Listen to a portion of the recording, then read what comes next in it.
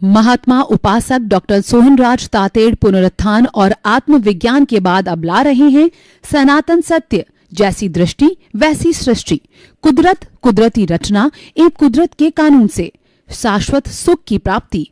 Log in करें www.drsohanrajtated.com, YouTube channel doctor Sohanraj Tated, Play Store से download करें mobile app doctor Sohanraj Tated. चंदेषु निर्मलयरा आयचेषु अयं पयासैरा सागरवर गंभीरा सिद्धा सिद्धिं मम दिशन्तु सिद्धा सिद्धिं मम दिशन्तु। हे मेरे भीतर विराजमान शुद्ध आत्मा भगवान परम पिता परमेश्वर, मेरे आराध्य, मेरे ईश्वर, मेरे सर्वे सर्वा, मेरे इष्ट, आप अजर अमर अविनाशी हो, अनंत ज्ञान, अनंत दर्शन, अनंत शक्ति का धाम हो। आप सागर के समान गहरे हो और हिमालय के समान विशाल हो। आप रिद्धि सिद्धि प्रदाता हो, आप मुक्ति प्रदाता हो। मुझे मुक्ति की ओर प्रयाण कराओ, ऐसा आशीर्वाद दो, ऐसी शक्ति दो, ऐसी जागृति दो। भाइयों बहनों, मातृशक्ति को नमन। आज का हमारा अति उत्तम विषय वनस्पति हमारी परम हितैषी। हितैषी वह व्यक्ति या वस्तु होती है जो हमको सुख देती है, जो हमारा भला करती है। अगर कोई वस्तु या व्यक्ति हमारे को कष्ट देता है, पीड़ा पहुंचाता है, मानसिक तनाव करता है, हमारे से लड़ाई करता है, झगड़ा करता है, मदद नहीं करता है, तो वो हमारा एक तरीके से दुश्मन के समान हो गया, हमारा वो अहितैषी हो गया। तो हमारे जीवन के अंदर जो वनस्पति जगत है, जो सबसे बड़ा जगत, जो जीवित प्राणियों में सबसे बड़ा जगत है, वह वनस्पति जगत है। वनस्पति जगत मनुष्य मात्र का और कई जो अन्य प्राणियों के परम हितैषी है। हमारा सारा जीवन वनस्पति के आधार पर चलता है। अगर वनस्पति हमको सहयोग नहीं करे, उसकी जातियां प्रजातियां अगर गायब हो जावे, तो हमारे लिए बड़ी समस्या हो जाती है। जब से ये एलोपैथी नहीं आई थी और जब से सृष्टि बनी थी, तब से ये प्रकृति मां ने जो है कई तरह की जड़ी बूटियां, वनस्पति वगैरह को पैदा किया। तभी से आज तक वह वनस्पति हमारे उपयोग में आ रही है। देखिए वनस्पति हमारे लिए किस तरह से हितैषी है, हम आपको बताना चाहते हैं। सबसे पहले जो हमारी प्राण वायु है वह ऑक्सीजन है। अभी विज्ञान ने इतनी तरक्की कर ली है, लेकिन वह अभी तक ऑक्सीजन का निर्माण नहीं करता है। यह बात अलग है कि ऑक्सीजन के जो है सिलेंडर भरे जाते हैं, हॉस्पिटल में सप्लाई करते हैं, और व्यक्ति की बहुत नाजुक स्थिति होती है, तब उसको ऑक्सीजन चढ़ाई जाती है। तो भाइयों और बहनों, क्या आपने कभी चिंतन किया कि ऑक्सीजन कहां से आती है? ये ऑक्सीजन पर्यावरण से आती है, प्रकृति से आती है, और वो पेड़ पौधे हमको ऑक्सीजन देते हैं। पेड़ पौधे सिंथेसिस के माध्यम से हमारी मनुष्यों की जो कार्बन डाइऑक्साइड और फैक्ट्रियों की कार्बन डाइऑक्साइड, अन्य स्रोतों की सब कार्बन डाइऑक्साइड को इस जो पर्यावरण से खींच करके और सिंथेसिस से अपना भोजन बना करके, और वो जो है बाई प्रोडक्ट के रूप में कहिए, कन्वर्शन के रूप में कहिए, कि वो खाती तो जो है वो कार्बन डाइऑक्साइड है, लेकिन वो निकालती ऑक्सीजन है, और वही ऑक्सीजन बोटलिंग होती है और हमारे जीवन का निर्माण करती है। और हम जो है इस पर्यावरण में, हम नहीं, समस्त जो जीवित प्राणी हैं वो ऑक्सीजन से जीवित रहते हैं। हमको किसी जीवित प्राणी को ऑक्सीजन न मिले लंबे समय तक तो मर जाता है। देखिए, हम जो मन वचन काया की जितनी भी शरीर में क्रिया करते हैं उसको करण वीर्य कहा जाता है, और विज्ञान की भाषा में, मेडिकल साइंस की भाषा में उसको जो है विटालिटी कहते हैं। ये विटालिटी जो है 4 भौतिक चीजों से बनती है। पहला भोजन, दूसरा पानी, तीसरी प्राणवायु ऑक्सीजन, और जो है चौथा जो है वो सूर्य का प्राप्त कहिए, अग्नि कहिए, अग्नि तत्व कहिए। हमारे भीतर भी जठरा अग्नि होती है पेट के अंदर, वो हमारे भोजन को पचाती है। तो इन 4 चीजों से विटालिटी बनती है, जिसको हम ह्यूमिनिटी भी कहते हैं, और वह प्रतिदिन बनती है। और प्रतिदिन मन वचन काया, मन से चिंतन करना, वचन से बोलना, काया से खाना पीना, उठना बैठना, सोना, काम करना, व्यापार करना, ये सारी क्रियाएं शरीर से, तन से होती है। इन सब के अंदर उस विटालिटी की, या उसको जो कहना चाहिए हमें जो है वो कहना चाहिए हमारी जो कर्ण वीर्य है उसकी आवश्यकता पड़ती है, तो प्राण शक्ति की आवश्यकता पड़ती है।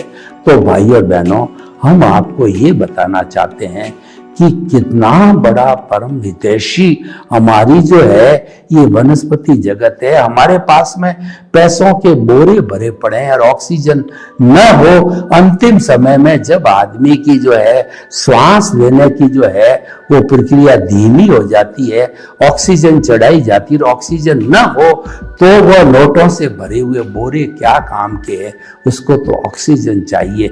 इस तरीके से वनस्पति हमारी परम हितैषी है। दूसरा देखिए कि हम जो भोजन करते हैं उस भोजन के अंदर जो है हमारा न्यूट्रिशियस भोजन कब बनता है। न्यूट्रिशियस भोजन के अंदर 20% कार्बोरेट हो, 20% जो है फैट हो, और जो है 20% प्रोटीन हो, और उसके बाद में 60% पानी हो, 6% मिनरल हो।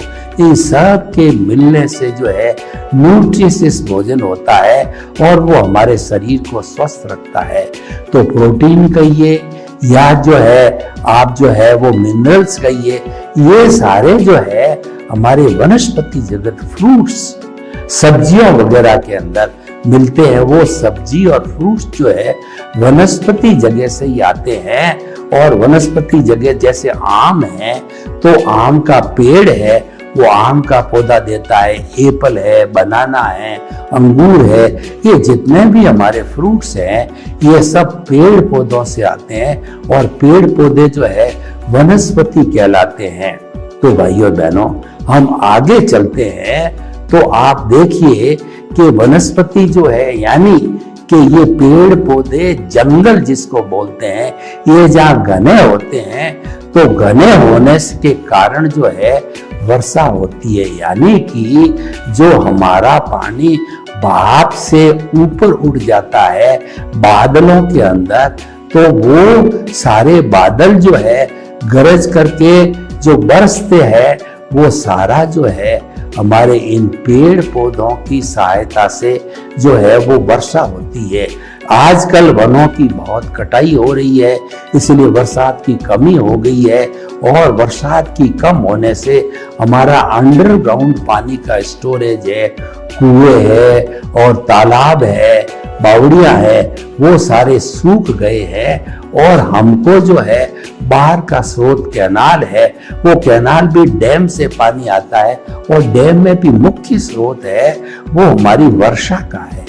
कहने का मतलब पानी चाहे सिंचाई के लिए काम आए, चाहे पानी प्राणियों के पीने के लिए काम आए, तो वो सारा जो हमको प्राप्त होता है वर्षा से प्राप्त होता है। वर्षा के अंदर सबसे मुख्य हेल्पफुल घटक होता है वो जंगल होता है, वो पेड़ पौधे होते हैं, वो वनस्पति होते हैं। जंगल की बेशुमार कटाई है, वो ईंधन को बनाने में, प्लॉट को काटने में, फैक्ट्रियों को खड़ा करने में और अट्टालिकाएं बनाने के अंदर जंगल को काटा जा रहा है।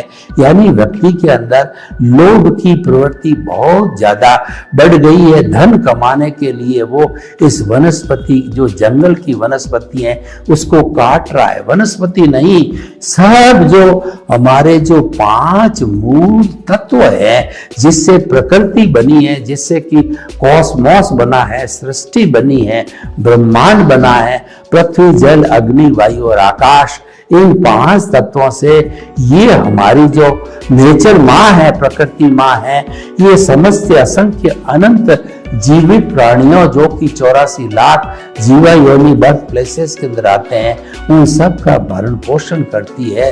लेकिन मानव ने अपने जो है, जो कहना चाहिए कि अपने लोभ के कारण वो पृथ्वी का खनन कर रहा है। 10,000 फुट 20,000 फुट तक गहरा पहुंच गया है। पानी, पेट्रोलियम और जो है मिनरल्स आदि निकालने के लिए पृथ्वी का पेट चीरता जा रहा है। आज हमारी पृथ्वी माँ करा रही है और पृथ्वी माँ जो है हमको कहना चाहिए कि हमको अभिशाप दे रही है कि तुम मेरा इतना दोहन करते हो तो मैं भी तुम्हारा अब कल्याण नहीं करूंगी। तभी वो जो है हमारी पृथ्वी माँ जो है वो तांडव नृत्य करती है और तांडव नृत्य होने के कारण जो है वो सुनामी आते हैं, अकाल पड़ता है, अतिवृष्टि होती है, अनावृष्टि होती है, भूकंप आते हैं, चक्रवात आते हैं। ये सब माँ का प्रकोप है, महामारियां आती है, ये सब माँ का प्रकोप है। क्योंकि व्यक्ति ने लोभ के और तृष्णा के वशीभूत होकर के माँ को बहुत परेशान करना चालू किया और पृथ्वी माँ को इतना गंदा, उनके जो भी विसर्जन तत्वों को जो है वो डाल करके इतना गंदा कर दिया। और उसके अलावा जो यूज्ड मटेरियल है वो समुद्रों में फेंक करके, पृथ्वी पर फेंक करके पृथ्वी को गंदा किया है।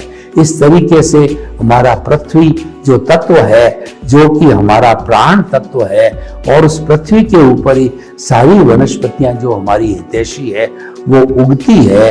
और समस्त जो है हमारा फूड ग्रेन्स, फ्रूट कहिए, जितना भी हमारा भोजन है वो पृथ्वी पर से जो है वनस्पतियों के माध्यम से, पेड़ पौधों के माध्यम से प्राप्त होता है। यानी आज पूरा पर्यावरण दूषित हो गया है। जल की बात करें तो बड़े बड़े जो कारखाने जो मिनरल्स जो है वगैरह बनाते हैं और रंगाई छपाई का काम करते हैं और चमड़े वगैरह काम करते हैं, वो सारा दूषित पानी जो है उन्होंने तालाबों के अंदर छोड़ दिया, नदियों के अंदर छोड़ दिया, नहरों के अंदर छोड़ दिया और जो है गड्ढों में खोद दिया। तो वो सारा गंदा पानी जो कि कहना चाहिए कि जहर से भरे हुए उसमें एलिमेंट है, वो सारा परकोलेट होकर के जमीन में जाता है और जमीन के नीचे कहिए या नहरों में कहिए जो हमारे पीने का पानी है वो सारा दूषित हो गया है। आज दूषित पानी पीने से पूरे वर्ल्ड के अंदर करोड़ों लोगों की प्रतिवर्ष मृत्यु होती है। लेकिन ये सब मानव करने वाला है। देखिए, मानव ने जितना हमारे सृष्टि का दोहन किया है, सृष्टि माँ को, नेचर माँ को कष्ट दिया है, उतना कोई भी प्राणी कष्ट नहीं देता है। क्योंकि जो अन्य प्राणी हैं उनकी आहार संज्ञा वगैरह जो उनकी आवश्यकता है वो दिन में एक बार भोजन करते हैं और बड़े बड़े मकान नहीं बनाते हैं, और वो तो पृथ्वी पर कहीं पर भी सो जाते हैं। पेड़ पौधे, पशु पक्षी इत्यादि, उनके लिए कोई घरों की या पृथ्वी को फोड़ने की आवश्यकता नहीं होती है। वो तो नेचुरल वे के अंदर जो है नेचर माँ, आकाश जो पिता है और जो धरती माता है उसका आसरा लेकर के सो जाते हैं। तो भाई और बहनों, सबसे ज्यादा नुकसान करने वाला मानव है। पृथ्वी, जल, अग्नि को देखिए, आज अग्नि कितनी दूषित कर दी गई है। जो अलग अलग गहरे गहरे जो है कारखाने खोद करके उसमें से कई पदार्थ ऐसे निकालते जाते हैं जिसके अंदर अग्नि का नाश होता है और पृथ्वी पे भी अग्नि को कितना दूषित किया जाता है और कितना अग्नि का जो है गैस है और जो है हमारा पेट्रोलियम प्रोडक्ट है उसके अंदर अग्नि को जो है कितना दूषित किया जाता है, जो कि हमारा प्राण तत्व है। 5 तत्वों में से एक तत्व है। पृथ्वी, जल, अग्नि और वायु को देखिए, वायु तो आज पूर्ण रूप से दूषित हो गई है। कार्बन डाइऑक्साइड जो है लोगों ने छोड़ी। इतनी बड़ी आजादी, इतनी बड़ी आबादी, आज हिंदुस्तान की आबादी 150 करोड़ है, विश्व की आबादी 7.8 अरब की है। वो प्रतिदिन सैकड़ों लीटर जो है कार्बन डाइऑक्साइड जो है इस पर्यावरण के अंदर, इस सृष्टि के अंदर, इस पृथ्वी माँ पर जो है छोड़ते हैं, उसको दूषित करते हैं। और कितनी चिमनियों से धुआं निकलता है कारखाना से, और कितना कितना कार्बन डाइऑक्साइड वो आ जाती है। व्हीकल्स की कितनी कार्बन डाइऑक्साइड है। आज दिल्ली और जो मेट्रोपॉलिटन सिटी है जिसमें करोड़ की, कलकत्ता, दिल्ली, चेन्नई, बॉम्बे वगैरह, इनके अंदर जो है श्वास लेना भी दूभर हो गया है। लोगों के श्वास की बीमारी हो गई है, फेफड़ों की बीमारी हो गई है। उससे कोरोना आया, उससे निमोनिया हुआ, लाखों लोग मर गए और वो महामारी के रूप में कोरोना को जो है हमने भुगता है। उन सब का कारण ये है कि वायु दूषित हो गई है। तो भाई और बहनों, पृथ्वी, जल, अग्नि, वायु और आकाश, जब ये सारे गंदे पदार्थ जो है आकाश में छोड़े जाते हैं, कार्बन डाइऑक्साइड है या अन्य अन्य सिंथेटिक पदार्थ है, दूषित पदार्थ छोड़े जाते हैं, तो आकाश जिसके अंदर हम अवगाहना लेते हैं, जिसके अंदर हम खड़े रहते हैं, जिसमें हम घूमने जाते हैं, जिससे हम प्राण वायु ऑक्सीजन लेते हैं, वह खुद अशुद्ध है। जो हमारा आकाश खुद अशुद्ध है तो वो कहाँ से शुद्ध प्राण वायु देगा। वहां पर सबसे ज्यादा कार्बन डाइऑक्साइड की मात्रा बढ़ गई है, अन्य नाइट्रोजन इत्यादि गैसें भी बढ़ी है। तो भाइयों और बहनों, हम कहना चाहते हैं कि ये अन्य जो पशु पक्षी है ये तो हमारे हितैषी है, ये नेचर माँ के हितैषी है और नेचर के नियमों का, प्राकृतिक नियमों का उल्लंघन नहीं करते हैं। उनका सिर्फ जो है रोटी और कपड़ा तो पहनते नहीं है। भोजन की जो उनकी संज्ञा है वो केवल उपयोग दिन में एक बार करते हैं। और कोई भी जानवर, चाहे मांसाहारी हो चाहे शाकाहारी जानवर हो, तो वो जो है वो दिन में एक बार भोजन करने के बाद में दूसरी बार भोजन नहीं लेता है। गाय, भैंस वगैरह जितना भोजन करके और दिन भर उसको पचाने के लिए उसकी उगाली करते रहते हैं, दूसरी बार जब तक पेट भरा हुआ होता है भोजन नहीं लेता है। पर इंसान तो ये है कि पेट भरा हुआ है और स्वादिष्ट वस्तु आ गई है तो उसको खाता रहता है, वो 24 घंटे खाता रहता है। तो भाइयों बहनों, हम आपको बताना चाहते हैं कि जो वनस्पति है हमारे प्राणी जगत की जो है बहुत बड़ी हितैषी है और मानव जाति की तो वो परम हितैषी है। और देखिए, हमारे भोजन के अंदर जो सब्जी की और फ्रूट्स की जो है मात्रा हमको अधिक लेनी पड़ती है न्यूट्रिशंस बनाने के लिए, उसके अंदर सारा वनस्पति का प्रयोग किया जाता है। जो हमारी सब्जी वगैरह है वो सब हमको वनस्पति से मिलता है, फ्रूट्स वगैरह वनस्पति से मिलता है। और शाकाहारी लोग जो है अधिक इस प्रकार से वो वनस्पति का उपयोग करते हैं, फ्रूट्स का उपयोग करते हैं। तो जो हमारी वनस्पति जगत कितना बड़ा परम हितैषी हो गया है। तो भाइयों और बहनों, हम आपको बताना चाहते हैं कि वनस्पति जगत के अंदर कितनी कितनी जड़ी बूटियां हैं। हमारे चरक जैसे जो है महान जो है वो ऋषि हुए, पतंजलि, चरक वगैरह, तो ये लोग जो है वो वनस्पति जगत में उनको मालूम हो जाता कि ये उपयोगी पौधा है या ये उपयोगी पेड़ है, इसकी पत्ती काम आ सकती है, फ्रूट काम आ सकता है, गुठली काम आ सकती है, इसके बीज काम आ सकते हैं, इसके फूल काम आ सकते हैं। तो उसके सामने खड़े होकर के वो ध्यान करते, हे पौधे भगवान, आप मुझे आपके गुणों को बताओ, मैं आपके गुण लेकर के जगत कल्याण करना चाहता हूँ, लोगों के स्वास्थ्य के बारे में भला करना चाहता हूँ, मुझे इस परमार्थ के मार्ग के अंदर सहयोग दीजिए। ये मेरे व्यक्तिगत लाभ के लिए नहीं कर रहा हूँ, ये लोगों की भलाई के लिए कर रहा हूँ। तो वो पौधा कहिए, वो पेड़ कहिए, वो स्वयं बोलने लग जाता है और अपने गुण बताने लग जाता है। ये जो है टेलीपैथी कहलाती है, ये आत्मा से आत्मा का संवाद कहलाता है, ये स्पर्श कहलाता है। तो क्योंकि जो हमारी वनस्पति है उसमें भी वही आत्मा है जो हमारे में है, राम में, कृष्ण में, महावीर के अंदर है। और वो 84 लाख जीवा योनि के जीवित प्राणियों के अंदर वही परमात्मा है, वही ईश्वर है, वही आत्मा है। तो टेलीपैथी के माध्यम से वो पौधा या पेड़ अपने गुण होते हैं वो तुरंत बता देते हैं। ऐसे महाशय जो कि इसकी कल्पना करते हैं, इनसे बातचीत करते हैं। तो भाइयों और बहनों, देखिए किसी भी एंगल से आप सोचिए, जो वनस्पति जगत बरसात के लिए कहिए, मानव मात्र के शाकाहारी के भोजन के लिए कहिए, और वनस्पति और जो हमारा पर्यावरण उसके संतुलन के लिए कहिए, बरसात के लिए कहिए, ऋतु परिवर्तन के लिए कहिए, तो स्वास्थ्य के लिए कहिए, सभी दृष्टि से जो है वनस्पति जगत हमारा परम हितैषी है। अब देखिए जैन धर्म की हम बात बताना चाहते हैं, तो जैन धर्म के जितने तीर्थंकर हुए हैं उन्होंने षट जीव निकाय की कल्पना की, जो कि विश्व के अंदर अद्भुत है। किसी भी धर्म दर्शन ने षट जीव निकाय की कल्पना कहिए उसका आदर्श प्रस्तुत नहीं किया है।